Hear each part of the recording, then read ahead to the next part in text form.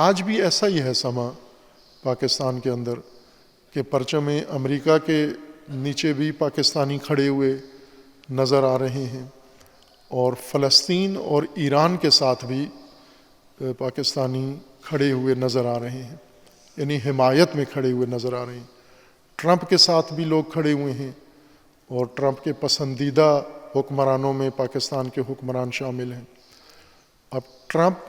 دنیا کا منفور ترین انسان ہے۔ امریکہ میں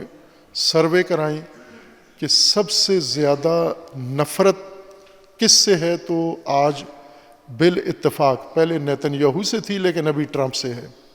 نیتن یاہو دوسرے نمبر پر چلا گیا ہے۔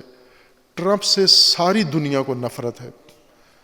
اور جو ٹرمپ کے ساتھ کھڑا ہوا ہے وہ خود اپنا حساب دیکھ لے کہ اس سے دنیا کو کتنی محبت ہے،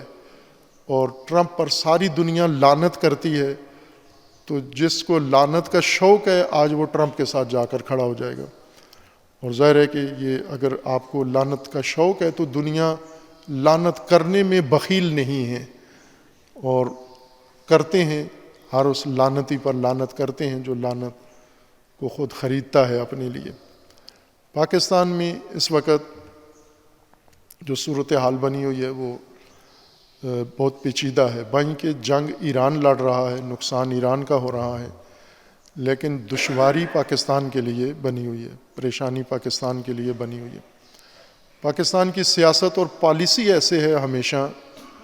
کہ اسے ایسے موقعوں کے اوپر شدید نقصان ہوتا ہے، بغیر اس کے کہ اس کا اپنا معاملہ ہو، اس کا اپنا نفع نقصان اس میں شامل ہو یا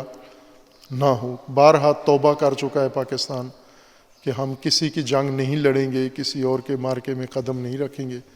لیکن پھر اپنے جذبات پہ قابو نہیں رکھ سکتے، اور وقت آنے پر کسی نہ کسی فتنے کا حصہ بن جاتے ہیں۔ اس وقت جو خصوصی طور پر ماحول بنا ہے، آپ نے بھی خبروں میں سن لیا ہے کہ شیعہ علماء کے ساتھ چند منتخب شیعہ علماء، ظاہراً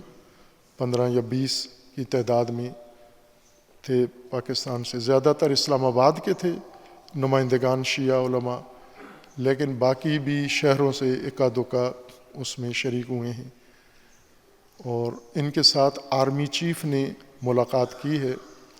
مفصل ملاقات کی ہے، گھنٹے ڈیڑھ کا خطاب کیا ہے، جس کی فوج کے تعلقات عامہ کے شعبے نے اس کی خبر بھی نشر کر دی ہے، مختصر خبر بنا کر، اور ملاقات کا جو لب لباب تھا وہ تقریباً اس خبر میں بیان کر دیا ہے۔ ہر چند جو علماء کے ساتھ گفتگو ہوئی ہے آرمی چیف کی وہ مفصل ہے، اور اس کے اندر ظاہر ایک ہی چیز زیر بحث تھی، لیکن اس کے مختلف پہلو انہوں نے بیان کیے ہیں۔ اور پس منظر اس ملاقات کا یہ تھا کہ امریکہ اسرائیل نے ایران پر حملہ کیا ہے، رہبر معظم کی شہادت ہوئی ہے، اس شہادت کی خبر کے رد عمل میں پاکستان میں احتجاج ہوا ہے، اور اس احتجاج میں بعض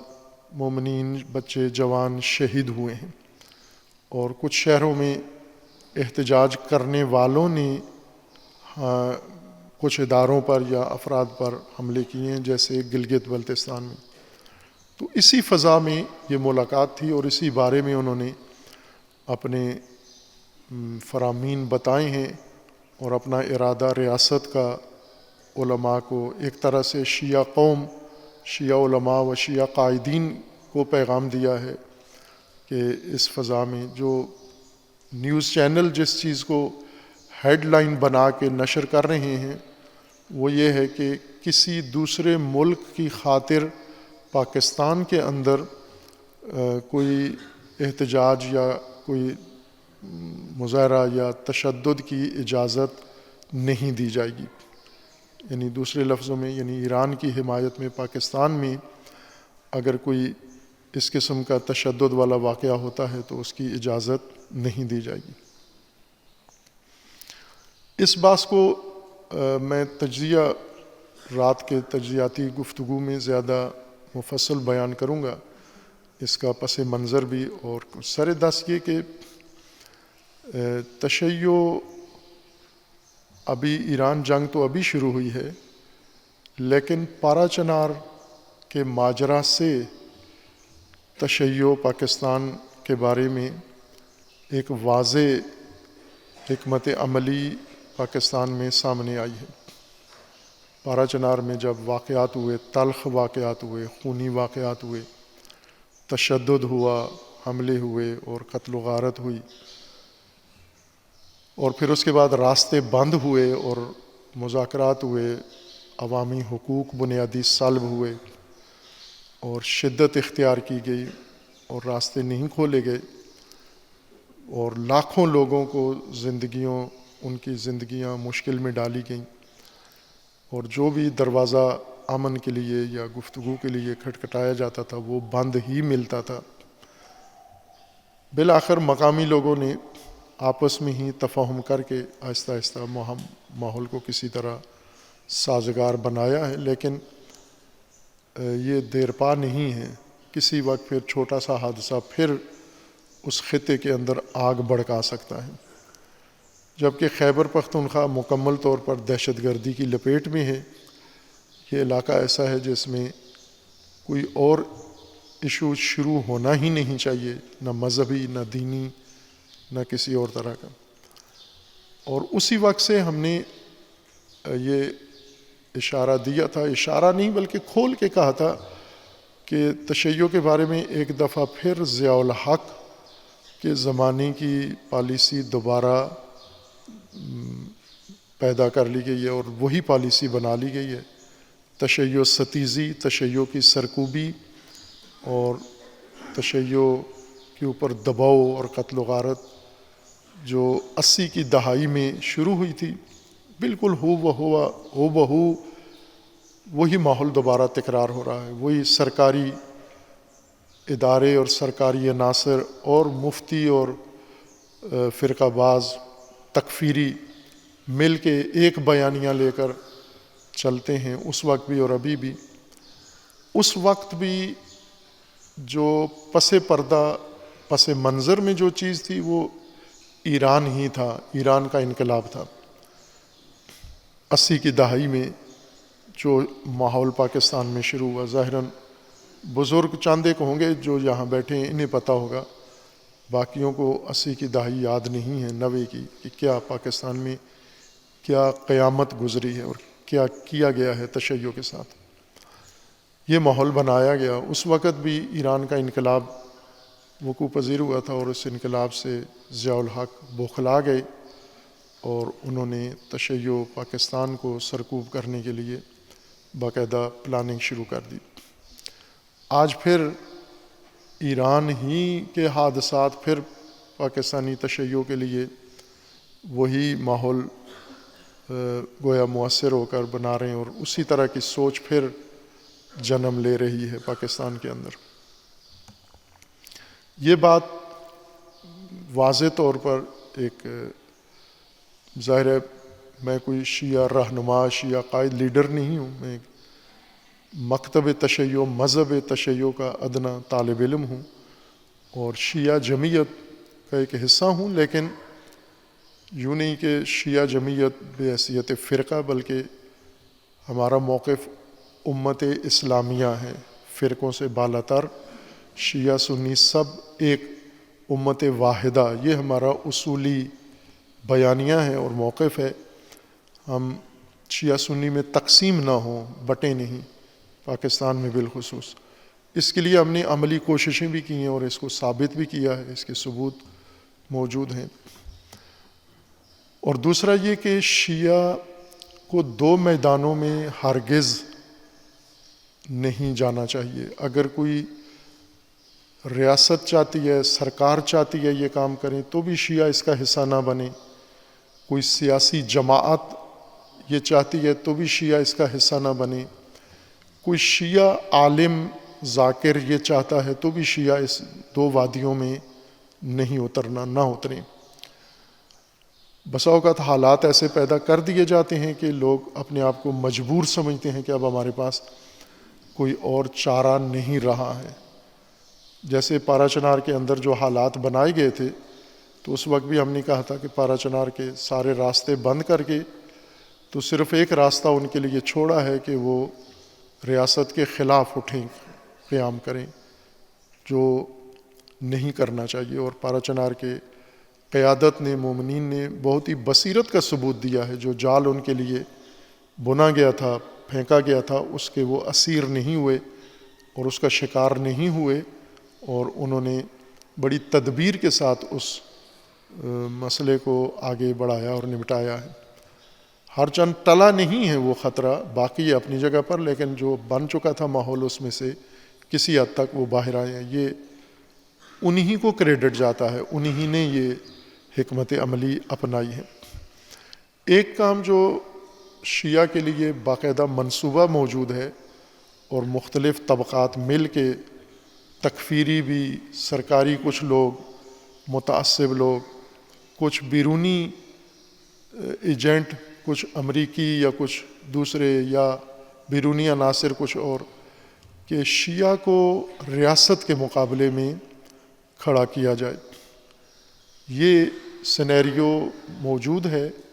اور چاہتے ہیں کہ تشیع کے پوٹینشل سے اس جہت میں استفادہ کریں۔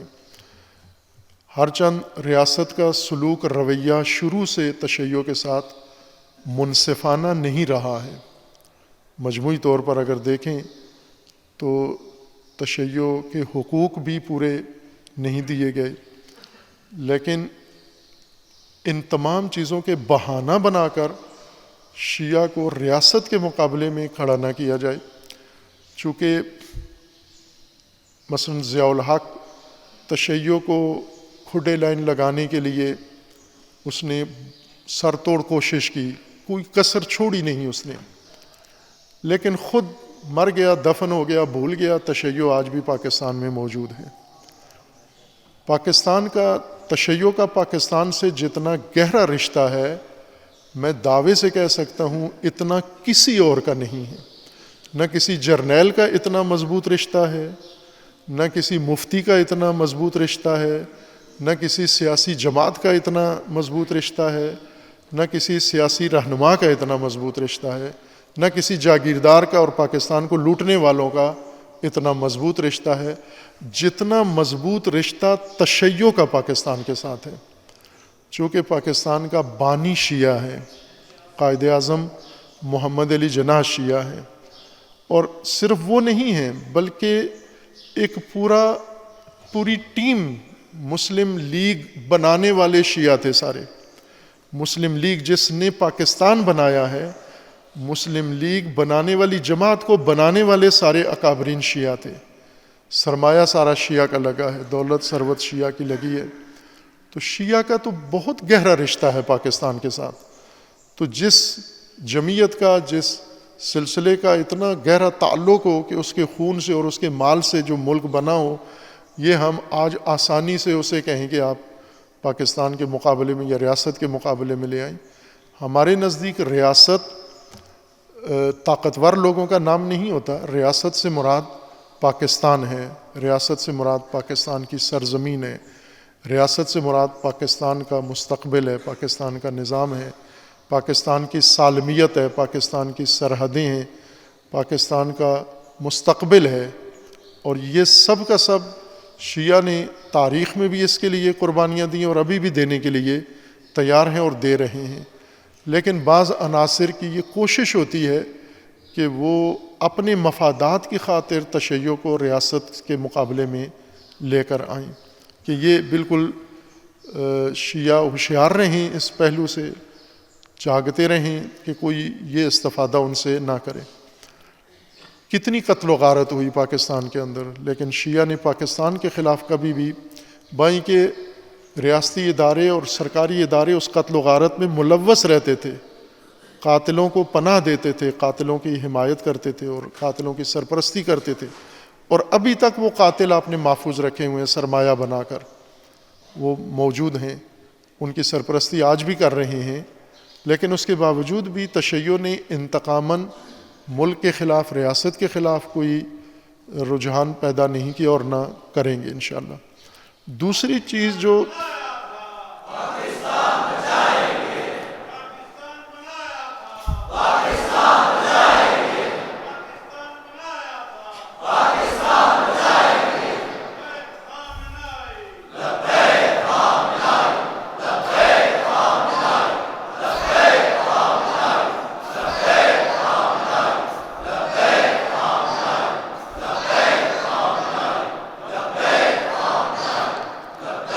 دوسری چیز جو پاکستان کے تشیع کی بنیاد ہے، اصول ہے، وہ یہ کہ پاکستان کے تشیع نے فرقہ واریت کا حصہ نہیں بننا، فرقہ واریت کے میدان میں نہیں کودنا، اور فرقوں کی جنگ اور فرقوں کی آگ میں نہ خود کودنا ہے، نہ ملک کو، قوم کو اس میں آگ میں دھکیلنا ہے۔ ہر چند بعض لوگ شیعہ نام استعمال کر کے یہ فتنہ کھڑا کرتے ہیں، لیکن یہ تشیع کا نہ مکتب ہے، نہ تعلیم ہے، اور نہ پاکستان کے شیعہ قوم کا یہ رجحان ہے۔ لیکن پھر بھی یہ سارے جانتے ہیں کہ تشیع کے خلاف جو ماحول اور نفرت پیدا کی گئی ہے اور اس میں کون کون ملوث رہے ہیں، اور غیظ و غضب جو تشیع کے اوپر ڈھایا جاتا ہے مختلف بہانوں سے، آج بھی وہی ماحول دوبارہ پاکستان میں بنایا جا رہا ہے۔ اور انقلاب اسلامی جب وقوع پذیر ہوا تو یہ تھیوری بنائی گئی کہ تشیع مضبوط ہو رہا ہے، طاقتور ہو رہا ہے، طاقت پکڑ رہا ہے، لہٰذا اس کو سرکوب کیا جائے۔ اور آج یہ گمان اور ظن دلوں میں پیدا ہو گیا ہے کہ چونکہ ایران میں قیادت شہید ہو گئی ہے اور ایران تشیع کا مرکز ہے، اب تشیع کمزور ہو رہا ہے، تو کمزور تشیع کو اب سرکوب کیا جا سکتا ہے۔ یہ بھی اسی طرح کی خام خیالی ہے جو اس وقت شیطانی گمان آیا تھا بعضوں کے ذہن میں، آج بھی ان کے ذہنوں میں موجود ہے۔ تشیع کی کمزور ترین حالت، سب سے کمزور تاریخ میں کمزور ترین تاریخ تشیع کی کربلا کے بعد ہے، جب ایک امام تنہا مظلوم امام زین العابدین علیہ السلام بچ گئے تھے۔ یہ سب سے کمزور ترین حالت تھی تشیع کی، اس سے زیادہ ضعیف تشیع کبھی بھی نہیں ہوا۔ لیکن تاریخ پڑھ کے دیکھو کہ اس حالت میں بھی آپ تشیع کو ختم نہیں کر سکے۔ جب تشیع ایک فرد میں منحصر ہو گیا تھا، ایک امام کے اندر، اور کوفہ بھی ساتھ چھوڑ گیا، حجاز بھی ساتھ چھوڑ گیا، بنو امیہ کی جابر حکومت مقابلے میں آ گئی اور تشیع یہ شجرہ طیبہ یہ قائم رہا، اس وقت بھی ختم نہیں رہا، تو آج تو کوئی گمان بھی نہیں کر سکتا کہ تشیع اتنا کمزور ہو گیا ہے کہ اس کو فرقہ واریت کی آگ میں جلا کر ختم کیا جا سکتا ہے، یا اس کو ڈرا دھمکا کر ختم کیا جا سکتا ہے۔ تشیع، عالمی تشیع امت مسلمہ کا حصہ ہے، امت مسلمہ کے مقابلے میں کوئی فرقہ نہیں ہے۔ تیسری چیز جو واضح ہے پاکستان میں یا پوری دنیا میں، ہمارے پیشواؤں کا، امام راحل اور امام شہید کا یہ فرمانا ہے کہ شیعہ اہل سنت کا دشمن نہیں ہے، اور اہل سنت بھی شیعہ کے دشمن نہیں ہیں۔ یہ نہیں ہے دشمنی، یہ دشمنی فرقہ باز ڈالتے ہیں، شروع کرتے ہیں۔ تشیع نے دشمنی جس سے کی ہے، کر کے دکھائی ہے، میدان میں کر کے دکھائی ہے۔ تشیع نے اپنا دشمن دنیا کو بتایا ہے کہ ہم کس کے دشمن ہیں، کون ہمارا دشمن ہے۔ شیعہ نے جس کو اپنا دشمن سمجھا ہے، امریکہ کو اپنا دشمن سمجھا ہے، اور اسرائیل کو اپنا دشمن سمجھا ہے، اور صہیونیت کو اپنا دشمن سمجھا ہے۔ اس لیے کسی مسلمان ملک اور کسی مسلمان قوم کو شیعہ نے اپنا دشمن نہیں بنایا۔ یہ خباثت ہے امریکہ اور صہیونیوں کی کہ وہ باقی مسلمان فرقوں کو شیعہ کا دشمن بنانا چاہتا ہے، لیکن شیعہ دشمن میں بھی بہت آگے ہے، دشمن کی تشخیص میں بھی بہت آگے ہے، اور بصیرت ہے اس کے پاس کہ دشمنی اگر کرنی ہے تو امریکہ اور اسرائیل سے چھوٹے چھوٹے کسی کے ساتھ دشمنی نہیں کرنی ہے، اور اسی کے ساتھ دشمنی کا حق ادا کر رہے ہیں، اور اس دشمنی کا خمیازہ بھی شیعہ بھگت رہے ہیں۔ لہٰذا یہ بھی ایک طے شدہ بات ہے کہ پاکستان میں بھی تشیع کی دشمنی اہل سنت سے نہیں ہے۔ اہل سنت اختلاف ہے مذہبی، لیکن دشمنی نہیں ہے۔ کوئی بھی اگر یہ دشمنی ڈالنا چاہتا ہے تو امام راحل کے بقول وہ نہ شیعہ ہے نہ سنی ہے، بلکہ وہ اسرائیل اور امریکہ کا ایجنٹ ہے۔ یہ پس شیعہ نہ ریاست کے مقابلے میں ہے اور نہ آئے گا، اور اگر کوئی چاہتا ہے ریاست کے مقابلے میں تشیع کو لائے، کوئی سرکاری یا غیر سرکاری کارندہ، تو شیعہ کو اس کو مایوس کرنا ہوگا، اپنی اعلیٰ بصیرت کے ساتھ، اپنے شعور کے ساتھ اس کو مایوس کرنا ہوگا۔ اتحاد و وحدت امت ہمارا شعار ہے اور اس پہ ہم کاربند ہیں. لیکن اگر یہ توقع کی جائے شیعہ سے کہ ایران کے ساتھ ہمدردی یہ اصل جرم ہے تشیع کا، ایران کے ساتھ ہمدردی، تو شیعہ نے ثابت کیا ہے کہ جب ساری دنیا غزہ کا تماشا دیکھ رہی تھی تو شیعہ غزہ کے سنی کا بھی حامی ہے، فلسطین کے سنی کا حامی ہے اور ہر مظلوم کا حامی ہے، اور ایران پر ظلم ہوگا تو ایران کا ساتھی ہے. کسی اور ملک پر ظلم ہوگا، قوم پر ظلم ہوگا، شیعہ اس کا ساتھ دے گا جس پر ظلم ہوگا. اس میں کوئی مذہب کی تفریق نہیں ہے. اور اگر ایران کے لیے ہمدردی رکھنا یہ پاکستانیوں کا جرم ہے تو میرے خیال میں یہ شیعہ کو نظر ثانی نہیں کرنے کی ضرورت، اس میں حکومت کو نظر ثانی کرنے کی ضرورت ہے کہ ٹرمپ کے ساتھ کھڑے ہونا یہ ننگ و آر ہے، ایران کے ساتھ کھڑا ہونا ننگ و آر نہیں ہے. ٹرمپ کے ساتھ کھڑا ہونا پاکستان دشمنی ہے، ایران کے ساتھ کھڑا ہونا پاکستان دشمنی نہیں ہے. یہ بات طے ہے اور اس کو انشاءاللہ مزید واضح کروں گا. اس وقت چونکہ یہ ملاقات بہت اہم ہے اور قابل تعریف بھی ہے کہ ملک کی طاقتور ترین شخصیت نے، جو سب سے سپریم اتھارٹی ہے پاکستان میں، آرمی چیف، وہ خود علماء کو، شیعہ کو بلایا، انہوں نے اپنے دفتر میں افطار ڈنر دیا، بات چیت کی، ملاقات کی. یک طرفہ ہی تھی ملاقات یعنی گفتگو، لیکن یہ اہتمام انہوں نے کیا، یہ قابل تعریف ہے